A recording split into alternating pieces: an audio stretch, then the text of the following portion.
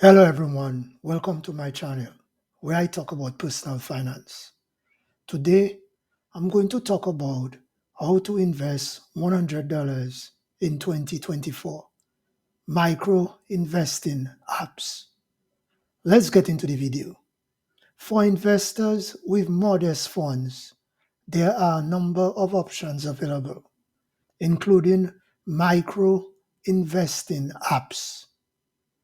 Micro investing apps, with the help of apps for micro investing like Acorn, Stash, and Robinhood, users can make fractional share investments or roundup purchases to invest small sums of money.